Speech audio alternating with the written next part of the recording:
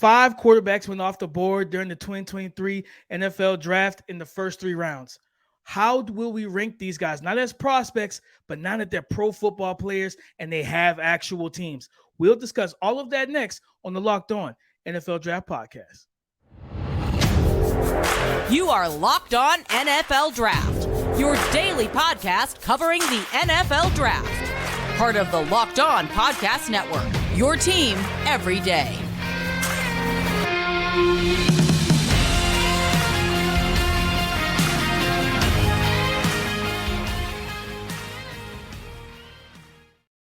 What's up, family? Welcome back to the Locked On NFL Draft Podcast, your daily podcast covering your favorite draft prospects, part of the Locked On Podcast Network, your team every day. You already know what time it is. It's your boy, Damian Parson, always on the ones and twos. You can find me on Twitter at DP_NFL. I'm a national scout over with the Draft Network, and I'm your favorite and local running back guru. And, of course, I can't talk championship things without the champ himself, Mr. LSU, my boy Keith Sanchez. You can find him on Twitter at The Talent Code. Keith, talk to him, baby. Locked On family, what's going on, man? This is Keith Sanchez, senior draft analyst with the Draft Network, man. And like DP always cues up, right?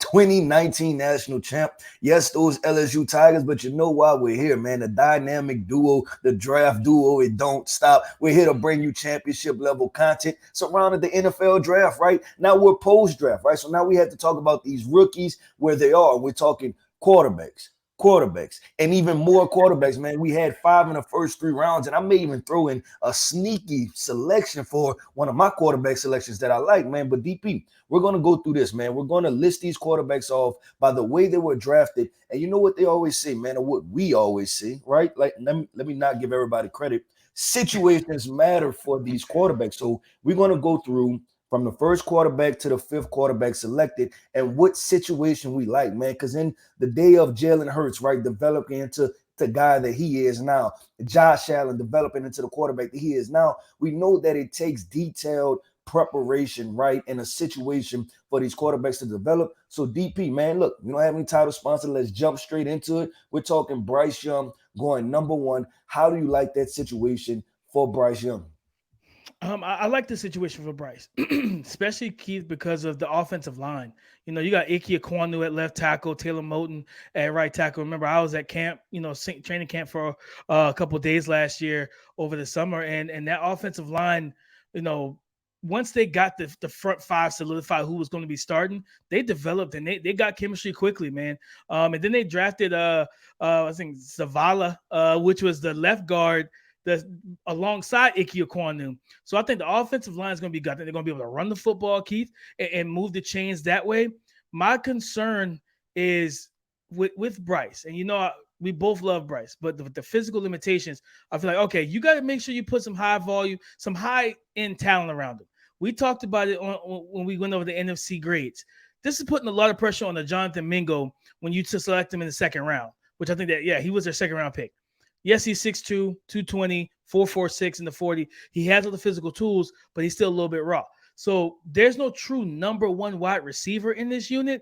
Or I'll say this, Keith, it's 2 guys who, you coach DBs. I love the DB position.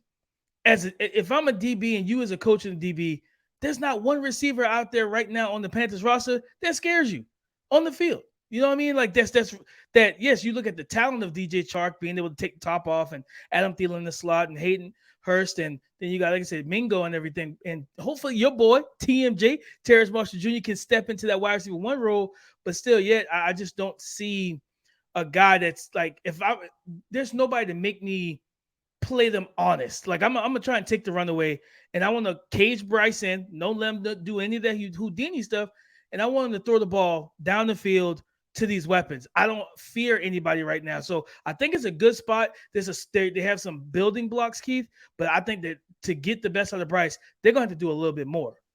Yeah, so I look at it and I say it's solid, right? Like that's how I say it's solid. It's not bad and it's not great. And I like Bryce Young. I think he's a very talented football player, but then I also understand the importance of weapons, right? When we're talking about what steps are you taking, we may be looking at Bryce more this year than when he won the Heisman.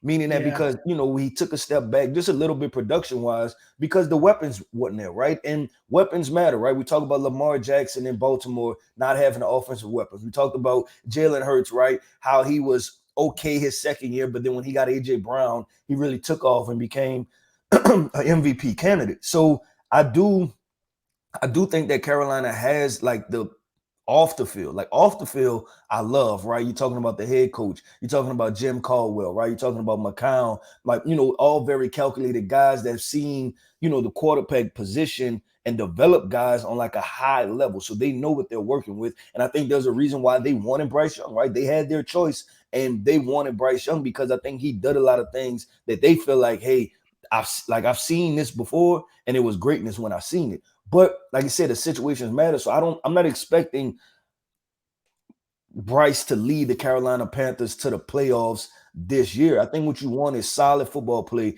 and then you continue to upgrade these weapons. Because I mean, even with running the football, right? Miles Sanders is a solid back, and he may have had his most productive year this year, right? But that was also playing with Jalen Hurts and some of that run game, different things like that. So I don't see a dominant difference maker yet. There are some question marks, right? Like you said, my LSU guys, right? Like we're going all in, right? We Terrace Marshall, and then there's also DJ Chark. If those guys can kind of get going, then now you have something. And then Adam Thielen is like, where is he at in his career, right? And then like you talked about, Jonathan Mingo, this is a young guy that you put a lot of pressure on. So I'm just trying to figure that part out. I think it's a solid situation. I'm not gonna say I love it. I'm expecting Bryce to, do some good things, and there will be some frustrating moments. But I think it should be solid overall. He should be able to play solid football. But DP, it didn't take long, man. It didn't take long. Was it the number 3 pick? I forget who went. Will went first, right? Will went first.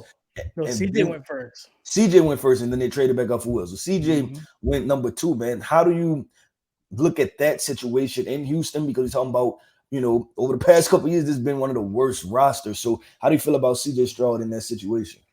Man, I feel good about it, Keith. I do feel good about it, man. Getting like I feel like I think we talked about it on yesterday's episode. If you haven't checked out the AFC grades, go back and check it out. We gave the Houston Texans some love. I think if I quote you correct, I think you said A plus or A plus plus, one of the two. I know you was up there in the A's if I remember correctly for the Houston Texans, which agreed, and I agreed with you. Not yeah, they improved the defense. They have some studs, young studs on defense, but I loved what they were able to do. We already know about Dameon Pierce, right? So they're gonna be able to run the rock. Domingo Ryans is gonna run that ball with Dameon Pierce, right? But Keith, getting Tank Dell, getting our boy Xavier Hutchinson late day 3, another Henry bigger body. Told. Henry told, And I mean, he defense, but I just had to mention the name. I'm sorry. Right, no, they got a lot of value, but John Mechie's coming back healthy, right? You got Nico Collins there.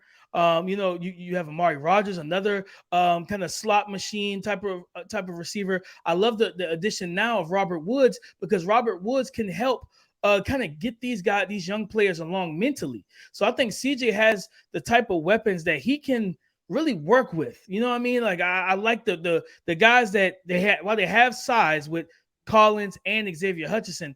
They got some guys that like I always talk about, building a receiver like a basketball team. So they got kind of their power forward and their center, right, with those two guys. And then they got their point guard, shooting guard, their slashers with Tank Dell and John Mechie and Amari Rogers, guys that can really stretch the field horizontally on turf, on grass. And then they got guys that can move and make plays after the catch. The last time we saw a healthy John Mechie, he was cooking Georgia.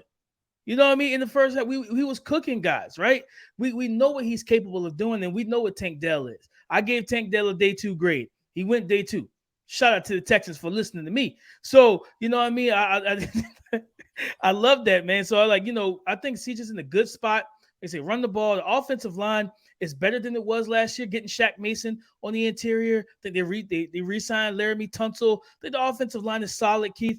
They brought it. Did they sign Dalton Schultz, right, at tight end? Yeah, they got Dalton Schultz, Brevin Jordan. So I mean, the tight end room is decent. And I'll say, if you want to know my opinion on the Houston Texans, it's going to come down to one name, right? 2 words: Bobby Slowick. That's the offensive coordinator for I thought it was a player. I'm like, who is that? That's the offensive coordinator, man. And we talked about what is this going to look like, right? So this is a guy that DeMeco Ryans brought with him from San Francisco 49ers. So I can only assume that this is going to look like the San Francisco 49ers offense, right? Where there are going to be some different things. You may get some jet sweep motion, right? You're going to get heavy run game. You're going to get play action. We're going to get the quarterback out of the pocket. We're going to design some things easily for the quarterback. And if you tell me that's what CJ Stroud is stepping into, I'm like, okay. Like I can get with that, right? Because this is much like the Panthers, to where the offensive skill positions are solid, but I don't see any superstars, right? Like there aren't superstars yet. So I like the mixed bag like that you talked about that they have. So if they can manage to get that part together, then I think CJ Stroud is also in a better spot than what I thought when the Houston Texans were picking top 3 and it was saying that they was going to take a quarterback, right? Like it really made you nervous, when we're talking about October, November, December, because you're like, this offense is depleted. I mean, and then you still look at Davis Mills and maybe they can trade and get another asset for him, right? So it's a lot of things. And CJ, that's a 49ers type of quarterback. Trade him to San Fran. Yeah, and then on top of that, right? CJ doesn't have to play right away either. And I think that's very key too. He can sit there and learn the game. So I agree with you. Situation, I think, is another above average situation for a quarterback. We've seen much worse. We know that CJ could throw the heat rock. It's just a matter of offensive weapon. But DP, that was pick 1 and 2, right? It didn't take long before pick 4 came off the board, baby. And that was Anthony Richardson, man. So coming up next, we're going to talk about, honestly, both of those guys, right? Because the next pick was Anthony Richardson. Then we had to wait a minute to get to Will Levis. So coming up next, man, we're going to talk about Anthony Richardson's situation in Indianapolis. We're going to talk about Will Levis' situation with the Tennessee Titans and just kind of dissect what to expect from these guys and if they're in situations that we believe will be best for them to prosper as NFL quarterbacks. Make a fast break to FanDuel during the NBA playoffs because right now, new customers getting no sweat first bet up to $1,000. That's $1,000 back in bonus bets if your first bet doesn't win. Guys, listen, you have great promotions every day on this app. The app is safe, secure, super easy to use, and you get paid instantly. There's no better place to bet on all of the playoff action than America's #1 sports book. Just visit FanDuel.com/lockedon and get a no sweat first bet up to $1,000. That's FanDuel.com/lockedon. FanDuel, official sports betting partner of the NBA. Keith, Anthony Richardson. The AFC South selected 3 quarterbacks. 3 quarterbacks, 3 rookies. CJ first, A-Rich second, and then Will Levis being the third QB. Keith, I want to start with you, man. When you look at this situation for Anthony Richardson, is this one of those situations where you hoped he would have fallen into? Do you feel good about it? I feel good about it. There is a question mark. Let me jump straight into the question mark, right? This offensive line, like that's the part, because I'm looking at this tackle room, right? And I'm, just dissecting. And we're talking about Bernard Raymond, who's a second-year player, and I wasn't extremely high on him coming out, right? Quentin Nelson, Ryan Kelly, I like. Then we go Will Fries and Braden Smith. So that offensive line, that's the part that worries me. And I know they're going to run the football. Is going to be what they should, right? I don't know what they're going to do, but they should run the football. It should be heavy run game. But now the question is this, that if you can't run block, right, and we can't stay ahead of the chains, then now we're putting Anthony Richardson in situations where it's 2nd and 9, it's 2nd and 8, right? And it's obvious passing situations. And then people are being able to tee off on these tackles and, things happening like that. Now you talk about the good part. The good part is the offensive weapons, right? They have big-bodied wide receivers. The tight end room, you still got Mo Alley Cox. You have Jelani Woods. So everybody it's like they had a height requirement, right? If you're not 6'3 plus, we're not even looking at you. So I really enjoyed that about this team. I think they have to improve this offensive line. And I think this is a team where they should be slow and steady, right? Like just try to slow feed everything, try to matriculate the ball down the field, and then take your explosive shots when they're in opportune times, because I don't want to sit back, drop back, go 5 wide, and then now it's just this offensive line sitting there and everybody's teeing off on them. That's the part that worries me with the coach. No, and I agree with you, Keith. I think, It's going to be interesting because the camp situation for them for the battle, like Braden Smith is a solid, solidified right tackle. You know what you got in Quentin Johnston and Ryan Kelly when he's healthy. Will Fries is kind of that big, kind of, that question mark here, I think, at the right guard situation. But the battle between Bernard Raymond and I think Blake Freeland, it's going to be interesting for that left tackle spot. That's a battle. Yeah, I don't know about that battle. I don't. I got to get into the tape, a little bit more to see how Bernard played down the stretch. I remember, talking to some folks that they felt pretty solid about him down the stretch, but just I got to get in to see for myself and see how I feel about him. But he was a 6'6", 300-pound guy who was a good mover. It was more so functional strength and technique. And same thing with with Freeland. They have a type. They want athletic, long body type of tackles. But I agree with you in terms of playing it slow, Keith. I think I remember reading a report saying that the coaching staff is very willing to kind of simplify the offense in terms of not having them have to do too much, as a young player. And I think that's a really strong channel. I know Minshew Mania. I know there's some Minshew Uncle Rico fans sitting at home like, yes, we're going to get about 10 games guarding the Minshew. Pump your brakes because I think that you might not get any. I really do believe that Anthony Richardson has a strong chance to start, Keith. And you talk about those big weapons. You think that's best just to throw him out day one, week one? Yes. I'm going to say, but I want to put the asterisk aside. Yes, if you are going to do what we saw Shane Steichen and that Philadelphia coaching staff do with Jalen Hurts, right? Lean on the run game. And I think you talked about when we did the AFC grades, you talked about the Will Mallory pick. And I was trying to compartmentalize, okay, what does that pick mean? I think we could see some shotgun, Keith. Like not shotgun, but pistol sets.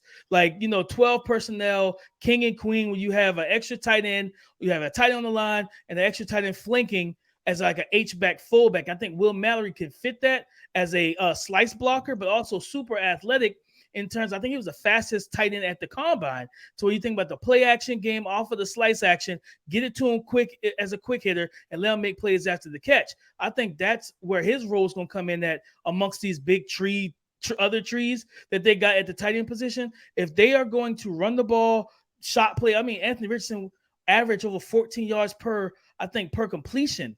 In college, he was like third in the FBS because they ran a shot play offense. You run the ball, play contain, isolated. You let Anthony Richardson take his shots. Shout out to Dan Orlovsky. He's been telling everybody, along with me and you, like, hey, Anthony Richardson's not as raw as y'all think he is. He just needs the reps. So it's like I think if they do it right, they can really like build this offense around him schematically to where he's just going out there and playing football. Don't have him doing a bunch of, Tom Brady-esque reads. Like, I don't want that. I don't want him doing that right now. Let him get to that point.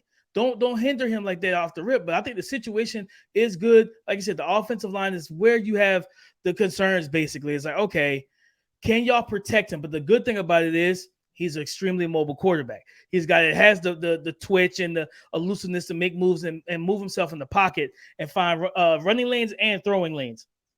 Okay, yeah, cool. Well, look, man, that's Anthony Richardson. But, there's always we talked about there's two guys with a potential, right? That was drafted based off potential. Will Levis fell some in this draft, right? He fell to the top of the second round. Tennessee Titans moved up to get him.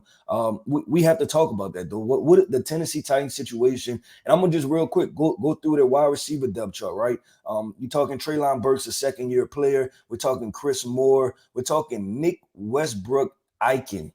We're talking Racey McMath, and we're talking Kyle Phillips. Scares the hell out of me. I'm gonna be completely honest, man. It scares the hell out of me. And listen, I've been one of those guys that I was critical of Will Levis, but also the other balance was that I was saying if he goes to a good situation, I was willing to buy in, right? Like if you swap situations and you put Will Levis with the Colts, I'm like, okay, there might be a solid, you might get a solid quarterback because situations matter with quarterbacks. I just don't know, and this is 25% Will Levis, and then this is 75% the Titans. I don't know what the Titans are doing, right? Because, and you see fans. They don't know. Everybody who listens, right?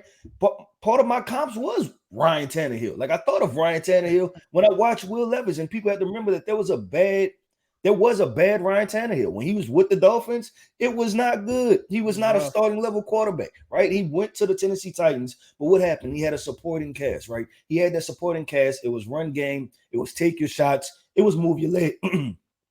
It was move your legs, right? Like, you know what I'm saying? Like, utilize his legs. I'm sorry. Now, if you think about that with Will Levis, it's the same thing.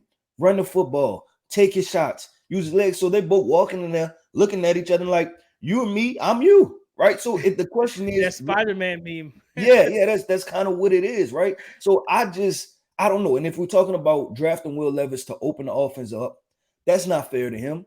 Because what are you opening the offense up with? Everybody who loved Will Levis, we talked about what?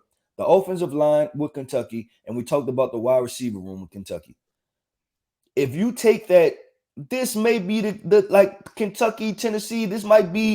Tennessee might be the Kentucky version of NFL, right? Like the wide receiver core. Yeah, the wide receiver core is questionable. The offensive line is questionable. Like it's almost the same exact thing. So that's what I'm concerned about, DP. It's Will Levis has the potential. I just need to finish seeing what are the Tennessee Titans doing as an entire organization, not just Will Levis, but just philosophy-wise. Like, what's going on? What are you committing to? Because right now it looks like you're uncommitted to anything. And if you're scrapping this whole thing down, then don't even worry about putting Will Levis on the field right now, because don't let him learn bad football. Like, I don't want quarterbacks to do that, right? Because you can learn the game the wrong way. No, and Keith, I know some fans who look at his age. He's 24 years old. They're going to be like, well, Keith, Coach K, you got to play him. He's 24. I agree with you. No, you don't. You still got Tannehill there. You know what I'm saying? Ship off Malik Willis. You keep Tannehill. Let Tannehill start, until if he starts to get hurt or his just play deteriorates, then you start Will Levis down the stretch. But I 100% agree with you. Like, this is a tough situation. I love the him and Treylon Burks pairing for Will Levis. I think that those two guys can mesh very well and make some really good things happen. To me, like, and we both like see the upside with Treylon Burks. I think he is their wide receiver one. I think Burks and Chigo Okonkwo, I think I said his name right, the young tight end out of Maryland, the athletic guy. I think those two will be his top two weapons once he comes onto the field. You know what I mean? Get the run game going. My question is, what is that? Like, because listen, and hear me out, right? There's a difference between being like my team's wide receiver one and being a number one receiver in the NFL. Oh, 100%. You know what I'm saying? Like, just because you're the best wide receiver on a team, don't mean you're one of the best in the NFL. So, like, that's what I'm asking. What is that? Is that like, what does that still rank amongst receiving corps? Like, we can like Treylon Burks and think he's a solid wide receiver, but is he top 15 in the NFL?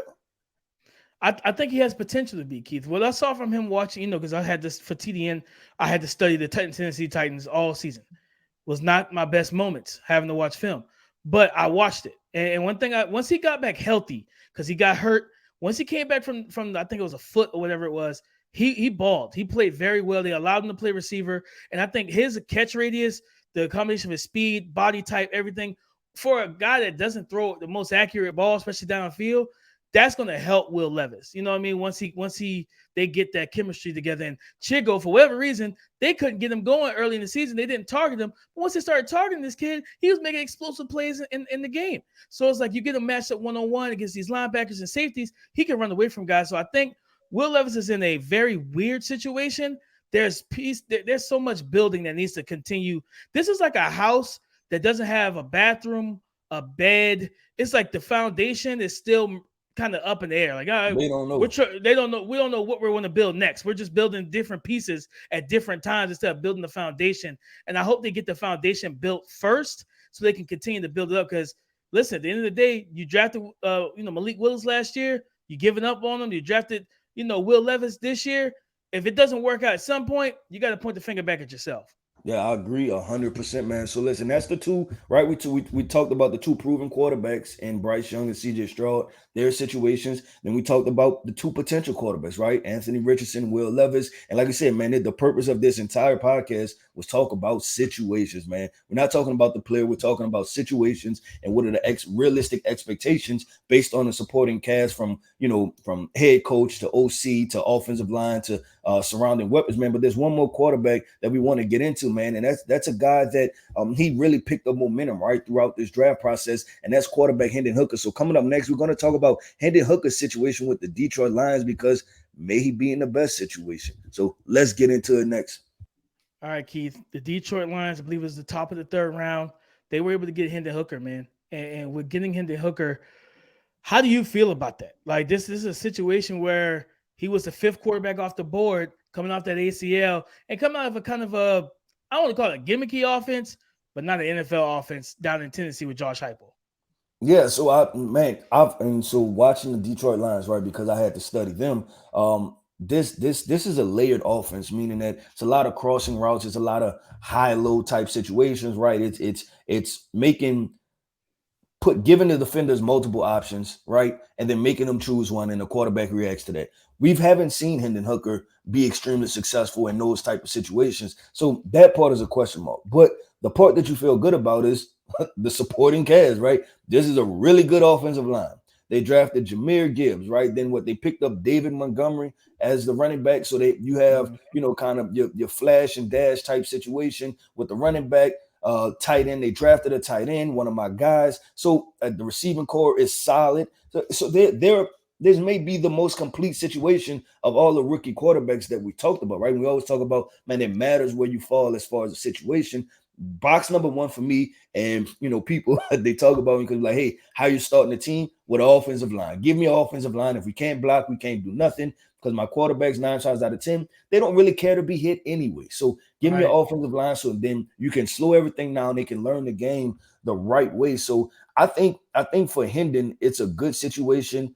I'm not sure how he's going to adapt specifically to this offense, because what the Lions do, we haven't seen on film. I'm hoping that he'll probably get healthy maybe towards the back end of the year. And who knows, we may see him in some type of package situations, because I think Dan Campbell has that kind of gambler type situation to him, right? Like, he's willing to take a risk, take a chance, throw Hendon in on a 4th and 2. Let's have like a little weird play, a weird wrinkle if it's week 17 or week 18 now, and we're trying to beat, one of our divisional opponents to win the NFC North. So I can see something like that for Hendon Hooker. Obviously, he has to come back from the injury first, and we're not expecting him to start because Jared Goff is there.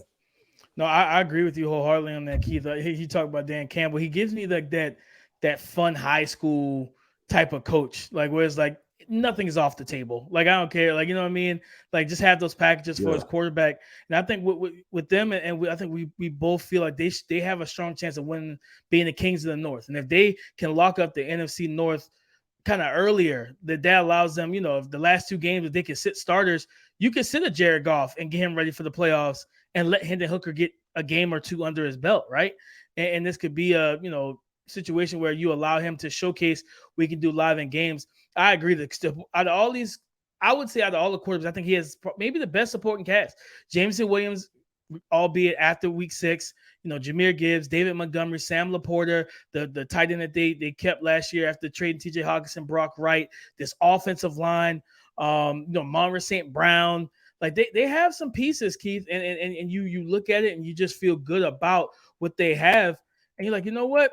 All right, Khalif Raymond, Marvin Jones returning back to Detroit, veterans in the locker room too. So I think he's in a really good situation. He made, like I said, he's not going to play much more than likely this year. Jared Goff, this is his team for 2023. But to get him in the third, and you look at what he can do. Now, the thing I would say going forward for him in terms of supporting situation, his OC, Ben Johnson. I think he took some head coaching interviews and visits this past cycle during the off season. Just to kind of get his feet wet. He's probably going to 2024. Yeah, he's out of there. Right? Like, he yeah. didn't buy a house; he's just renting, right? Like, 100%. He know better. He know better, but he's going to be learning a second offense going into maybe his first year as a starter. Yeah, I agree. There's one other name real quick, because I know we have to wrap up, that I want to throw out there, and that's Dorian Thompson-Robinson to the Cleveland Browns. Here's why. I'm not expecting him. He may take minimal snaps throughout his career at Cleveland, but we know how this thing goes, right? We just talked about it with Ben Johnson, right? The offensive coordinator, he leaves. Guess what? He becomes a head coach. He takes that quarterback with him, and that's something that people should be like kind of on the lookout for over the next couple of years, right, is how does Dorian Thompson-Robinson develop behind Deshaun Watson? You're talking about a great situation. He plays, we've seen this before, right? Like we've seen this with quarterbacks that step in. They play good for 2 games in a regular season, and then now franchises want them. So that's a sneaky situation where, if you had to buy stock on a player, right? Like I'm buying really low, and this thing might blow up over the next 2 years, and I'm sitting there like, okay, I'm in a really good spot. So I just wanted to throw that name out there. I like that, Keith. And I would say, just to close it out, just kind of, let's kind of look at these quarterbacks. We talked about all 5 of them, rank them in 1 to 5 in terms of 1 being the best situation, 5 being the worst. I'll start. I think, especially right now, I'm gonna say Anthony Richardson's in the best situation. Coaching staff, ideology, supporting cast is better. I think CJ is 2. Hendon right now would be 3. He's not gonna play. Like, he's not gonna play while Ben Johnson's there in 2023. I think Bryce is 4 because the receivers really give me a lot of worry. I don't see, like, if they can't separate, I don't expect Bryce to. I don't want Bryce having to try to be Houdini like he did this past season for Alabama. I don't want him doing that stuff in the National Football League. Give him some weapons and let's see what we can get out of him. Get that Tua Tagovailoa type of career arc where you see him kind of, you can, elevate his game. Will Levis is definitely fit 5. That situation is just tough for me to look past. And like I said, they got to figure out what they're building. But like I said, A-Rich, Stroud, Hendon, Bryce, Levis. Yeah, I go A-Rich 1, right? We put a lot of pressure on A-Rich, but I think like situations, let's say I go his situation. So I go Colts, then I go Panthers. I go Panthers because of the off the field stuff with the coaches and things like that. I think they'll, if they see it's not working, I trust them to dial it back and try something different, right? I go Bryce Young 2, I go CJ 3, then I go Will Levis 4, Hendon Hooker, he just not gonna play, right? Like ACL, everything, but good situation, just not gonna play, so we won't be able to kind of see that come to fruition. So that's how I'm ranking them top 5. Gotcha. So, guys, listen, we appreciate all the love as always, man. Like we always tell you, go subscribe and follow for free on YouTube or wherever you listen to podcasts. Get the latest episode as soon as it's available. We thank y'all for making Locked On NFL Draft your first listen, not just today, but every day, Monday through Friday. To all the everydayers, we love y'all. We appreciate y'all. Y'all are our family. For tomorrow, we may be looking at what Keith, running backs, the running back situation. Running backs, with the boys that tote the rock. The boys that tote the rock, big dogs. So we're going to look at those guys and kind of rank them as well in terms of the situations they fell into. And it should be a nice discussion. So as of Twitter, you can find Keith at The Talent Code. For me, Damian Parson, DP_NFL. Come and join the conversation again tomorrow on the Locked On Podcast Network. Your team every day.